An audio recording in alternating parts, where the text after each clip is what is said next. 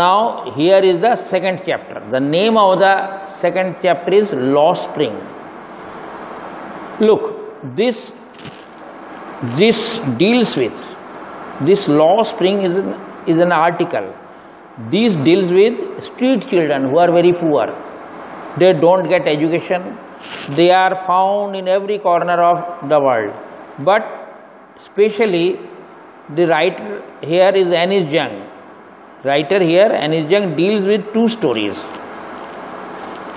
This Lost Spring is of two parts. First part is, sometimes I find a rupees in the garbage. This is a story of a child whose name is Sahib Alam. He had come from Bangladesh, Dhaka, to India. So the first title is known as Sometimes I Find a Rupee in the Garbage, and the second part is here written, I want to drive a car. This is about Mukesh, another child, Mukesh. Okay, the situations are different. Situations are different in both the cases, but the story is almost the same. They are all children are very poor. They don't get proper education. So this is the story written. This article, not story, written by Anis Jung. Now I will tell about the author Anis Jung first. 1964, was born in Rourkela. Rourkela is in Odisha, and spent her childhood and adolescence in Hyderabad.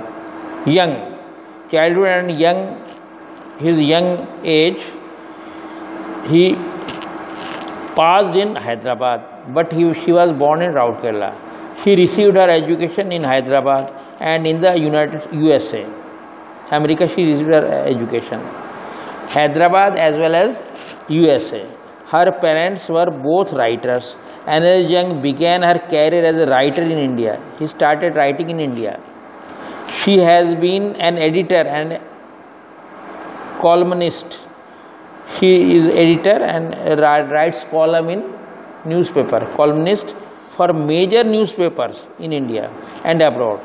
In foreign land also she writes, and has authored several books. She is the author of several books.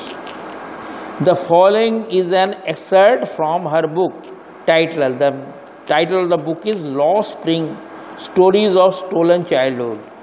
बड़ी तो book ये है जिसका नाम है, बड़ी book का नाम है lost spring, stories of stolen childhood. इसमें से ये लिया गया, एक्सर्ट लिया गया है। ये जो दो आपको बताया ना, ये दोनों एक्सर्ट लिए गए हैं, दो अलग अलग बच्चों की स्टोरीज हैं, गरीब बच्चों की स्टोरी है, स्ट्रीट चिल्ड्रन है। Here she analyses the grinding poverty, मतलब बहुत ज़बरदस्त जो गरीबी है, ग्राइंडिंग पॉवर्टी, जिस पिस रहे हैं गरीबी से, they are grounded with poverty, and traditions which condemn these children to a life of exploitation. So they are being, these children, these children are exploited by those rich men. These poor children are being exploited by the rich men and those powerful persons of the society. See, here now I am starting your lesson. Sometimes I find a rupee in the garbage. See here, why do you do this? I ask. I is here Anis Jung. The author asked, the narrator asked Sahib. His whole name was Sahib Alam. Why do you do this? Whom I encounter every morning scrounging for gold. And I encounter means meet him, that boy, accidentally. Sahib Alam, she meets her accidentally every morning without any intention. She happens there to be there. He along with many boys, he was scrounging garbage dumps. कचरा का जो ढेर है उसमें स्क्राउंजिंग करता है, खंगालते हुए देखते हैं। वो सारे बच्चे खंगाल रहे हैं, scrounging, they are searching something in a haphazard manner. In a haphazard manner, they are searching something in the garbage dumps, waste dump. They contain waste, but they are in hope of getting some gold from there. Of my neighborhood, they live by the in the neighborhood of Anirjan. Sahib left his home long ago. Sahib ने अपना घर छोड़ दिया था, काफ़ी समय पहले अपना घर छोड़ चुका था। उसका घर और जगह था, यहाँ नहीं था। That was not in India. Set amidst the green fields of Dhaka. His home is not even a distant memory. यहाँ तक को वो याद भी नहीं है, बहुत दूर से याद करने के बाद भी उसको याद नहीं आता। उसका अपना घर तो ढाका में था। पता ही आपको, you know very well, Dhaka is the capital of Bangladesh. तो there was very green. Dhaka is was full of greenery. He had to leave. Their whole family and many families like them had to leave Dhaka. There were many storms that swept away their fields and homes. बहुत आंधियाँ आती थी, बहुत ज़्यादा आंधी आती, जिसके उड़ गए थे पूरा मकान और उनके खेत सारे बह गए थे।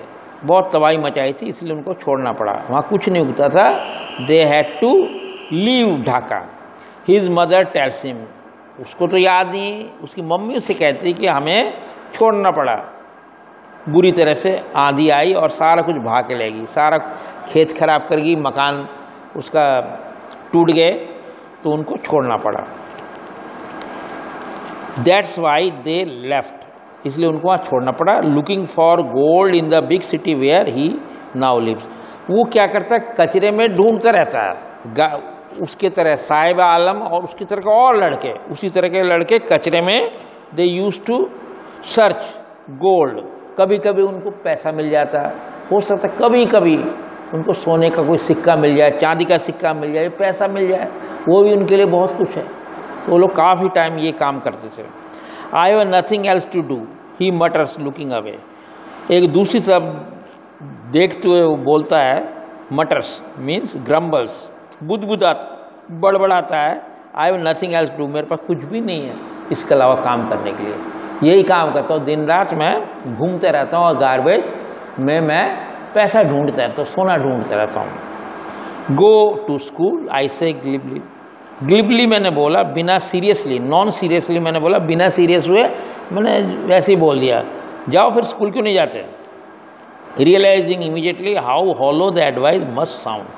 फ़ौरन ही मुझे पता पड़ गया, ये मैं बिल्कुल खोखले अंदाज में मैंने उसको सलाह दी, हालांकि बिल्कुल नॉन सीरियस वे मैंने उसको सलाह दी। बिल्कुल कोई पता था मुझे वो ही कर नहीं पाएगा, एक ऐसी सलाह दी जो कि कभी वो मान ही नहीं पाएगा। इसी ढंग से मैंने खोखले अंदाज से बोल दिया, जाओ स्कूल में। There is no school in my neighbourhood, मेरे नेबरहुड में, मेरे पड़ोस में कोई भी स्कूल नहीं है। When they build one I will go, अगर उन लोगों ने कोई बना दिया, लोगों ने किसी ने भी अगर बना दिया स्कूल तो ज़रूर मैं जाऊँगा। If I start A school will you come, I ask half joking, मैंने मजाक करते आधा मजाक करते उसे पूछा, if I start A school, अगर मैं वहाँ स्कूल चालू कर दूँ क्या आप जाओगे स्कूल में। Will you join the school, क्या मैं स्कूल चालू करता हूँ तुम्हारे लिए और बच्चों के लिए, तो क्या तुम स्कूल जाओगे।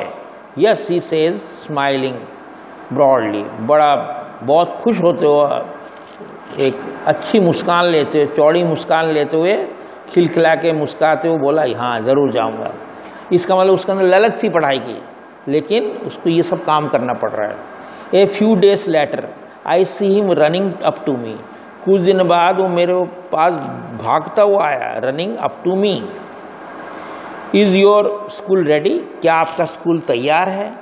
इज़ योर स्कूल रेडी, क्या मैं उसमें एडमिशन ले लूँ, क्या मैं जाऊँ। It takes longer to build a school I say, मैंने उससे कहा तो बहुत टाइम लगता है स्कूल बनाने में, इतना आसान नहीं है स्कूल बनाना, बहुत समय लगता है। Embarrassed eight having made a promise that was not meant, embarrassed feeling ashamed, embarrassed means feeling ashamed, मुझे कुछ बहुत सी झेप लगी कि मैंने एक ऐसा वादा किया था, प्रॉमिस किया था, एक ऐसा उसको वो दिया था, वादा किया था जो कभी जिसको पूरा करने का मीनिंग ही नहीं है। दैट वाज नॉट मेंट, जिसको बिल्कुल कहीं दूर दूर तक जो कि कोई मीनिंग ही नहीं था उसको पूरा करने का, खोखला वादा था। But promises like mine around abound in every corner of the bleak world. इस ब्लीक वर्ल्ड में होपलेस सिचुएशन, ये वर्ल्ड तो बिल्कुल होपलेस है।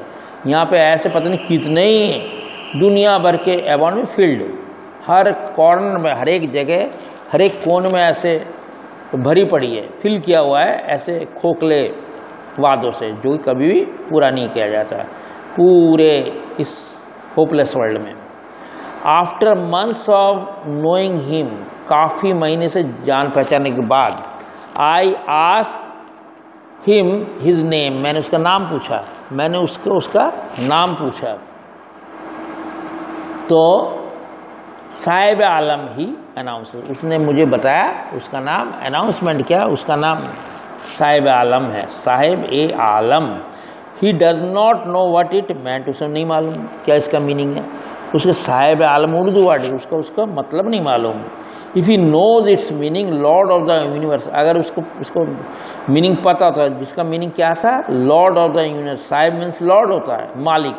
आलम होता है ब्रह्मांड, ब्रह्मांड का मालिक। तो ब्रह्मांड का मालिक अगर उसकी हालत है, ब्रह्मांड के उस नाम का अर्थ ब्रह्मांड का मालिक है, तो मालूम होता तो क्या होता, तो उसको बड़ा मुश्किल से अपने नाम पे विश्वास होता। उसकी हालत क्या थी, और ब्रह्मांड का मालिक उसको बोला जा रहा, तो उसे बिल्कुल विश्वास नहीं होता कि ऐसा भी नाम हो सकता है। बिल्कुल नाम और उसके जो परिस्थिति में बहुत डिफरेंस है, उसके नाम और परिस्थिति में। Unaware of what his name represent, he roams the streets with the friends, उसको कोई लेना देना नहीं है अपने नाम से, उसका अनअवेयर है। ही does not know about his name, his meaning. वो अपनी पूरी आर्मी लेके, पूरे बच्चों की आर्मी जो कि जिनके पाँव में जूते नहीं होते, bare feet means without shoes, their bare footed army, strong contingent of boys, काफ़ी बड़ी भीड़ भड़का वाले बच्चों के साथ, who appear like the morning birds and disappear at noon, जो कि मॉर्निंग बर्ड सुबह के उसकी तरह, बर्ड्स की तरह अपीयर होते हैं, वहाँ आ जाते हैं सुबह के पक्षियों की तरफ, और दोपहर तक सारे के सारे वहाँ से गायब हो जाते हैं। ये देखिए यहाँ पे ये सिमिली है, लाइक लग गया ना, बच्चों को लाइक बोला गया, मॉर्निंग बर्ड से कंपेयर किया गया, ठीक है। तो इसलिए क्या हो गया, लाइक आ गया तो ये सिमिली हो गया, यहाँ एक सिमिली है। Over the months I have come to recognise each of them, I could you know many months have passed, then she was able to recognize each of them। ये सबके साथ उसकी दोस्ती भी हो गई अनिल जंग की, सबका नाम भी लगभग जान गई। Why aren't you wearing chappals, I asked one, मैंने एक से पूछा आप चप्पल क्यों नहीं पहनते हो। My mother did not bring them down from the shelf, ऊपर से आले में से मम्मी उतारती ही नहीं है। वो लड़का अजीब सा आंसर देता है, सिंपल सा आंसर देता है, बहुत ही साधारण सा आंसर है। मम्मी क्योंकि ऊपर से उतार के नहीं देती, ऊपर पड़ी है चप्पल तो मम्मी उतार के नहीं देती। Even if she did he will throw them out, adds another who is wearing shoes that do not match. एक उसी के पास एक दूसरा उसका साथी बैठा हुआ है जो कि ऐसा जूता पहना हुआ जो कि मैच ही नहीं करता, उसके पाँव से काफ़ी बड़ा है, बेढप है, बेढंगा पैर है, पैर अलग टाइप का, वो जूता मैच ही नहीं कर रहा उससे। वैसा गरीब बच्चा बैठा हुआ, वो क्या बोलता है, वो अलग से बोलता है, उसमें जोड़ता है, अगर मम्मी ने कभी दे भी दिया उतार के तो उसे फेंक देगा, उसे पहनेगा ही नहीं। मम्मी ने आले से उतार भी दिया तो उसको फेंक देगा, पहनेगा नहीं। When I comment on it he shuffles his feet and says nothing. तो जब मैंने ऐसे बोला तो उसने शफल्स मतलब मूव्स हिज फीट, तो उसने पैरों को इधर मूव किया और बोलता कुछ नहीं है, खाली बोलता आई वांट शूज़, मुझे जूते चाहिए। सेज ए थर्ड बॉय, तीसरा बच्चा बोलता मुझे जूते चाहिए। इसलिए तीनों बच्चों की अलग अलग कथनी थी। Who has never owned a pair all his life, जिसको कभी भी आज तक एक भी उसको जूता, आज तक एक भी जोड़ा जूता नहीं मिला था। इच्छा बहुत थी उसको जूता पहनने की, गरीबी कारण वो लोग जूता नहीं पहन पा रहे थे। Travelling across the country, I have seen children walking barefoot, ये बहुत घूमती थी एनी जंग। He used to travel across the country, वो बोलती है मुझे बहुत से ऐसे बच्चे दिखते जो कि बिल्कुल पैर में जिनके जूते नहीं होते, नंगे पाँव होते थे। दे रोम हियर एंड देयर, धूप हो कुछ हो बरसात हो कुछ वो नंगे पाँव इधर से उधर घूमते थे। ऐसे बहुत गरीब बच्चों को देखा है। In cities on village road, यहाँ तक कि शहरों में और गांव के रास्तों में भी उसने बहुत से ऐसे लड़के मिल जाते हैं। It is not lack of money but a tradition to stay barefoot, ये इज वन एक्सप्लेनेशन। एक तो ये भी इसका एक व्याख्या है, इसका एक व्याख्या मान, इसका कारण यही बताया जा रहा है कि भैया ऐसा नहीं कि उनको पैसे नहीं है, लैक ऑफ मनी, कमी नहीं है पैसे की, पैसे कमी नहीं है, बल्कि एक उनका एक वो बन गया, ट्रेडिशन बन गया है, एक उनका एक परंपरा बन गई कि भैया रहो बेयरफुट रहो, बिना जूते के रहो, वो उनकी परंपरा बन गई, एक रिवाज बन गया है, चाहे पैसे हो चाहे ना हो, आपको रहना है बेयरफुट रहना है। I wonder if this is only an excuse to explain away a perpetual state of poverty.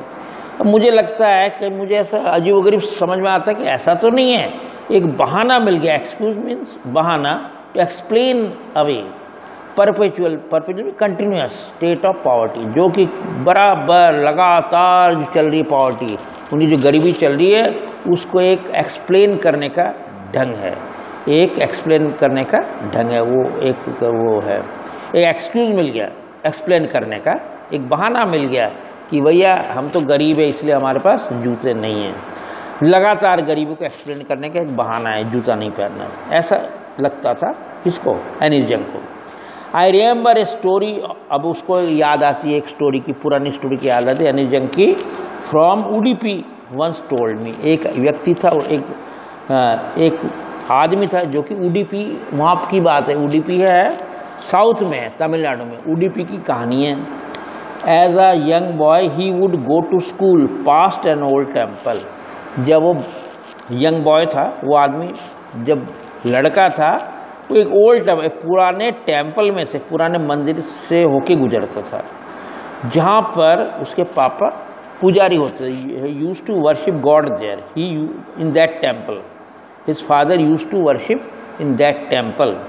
He would stop briefly at the temple.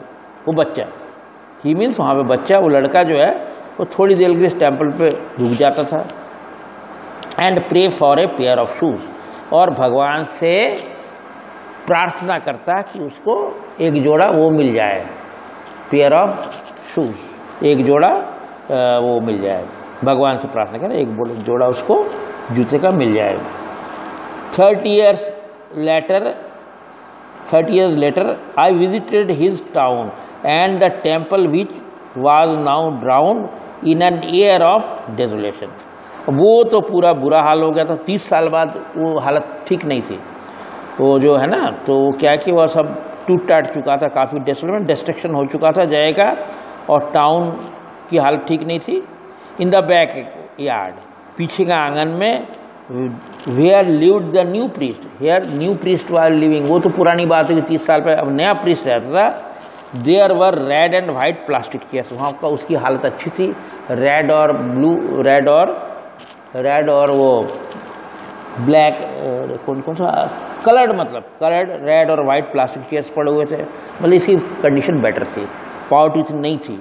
वहाँ पे क्या देखता है, यंग बॉय, एक लड़का था, यंग लड़का होगा 14-15 साल का, dressed in A grey uniform, बहुत बढ़िया ग्रे यूनिफॉर्म ड्रेस पहना हुआ है, स्कूल यूनिफॉर्म में, वियरिंग सॉक्स एंड शूज़, वहाँ पे सॉक्स और शूज़, जुराब और मोजे और जूते पहन का है। अराइविंग पैंटिंग हाफते हुए, पफिंग हफिंग एंड पफिंग, बिकॉज वो भाग के आ रहा होगा इसलिए हाँफ रहा था। And through his school bag on A folding bed, वहाँ पे एक फोल्डिंग बेड था, एक कॉट थी, फोल्डिंग कॉट, उसने अपना स्कूल बैग को फेंक देता है।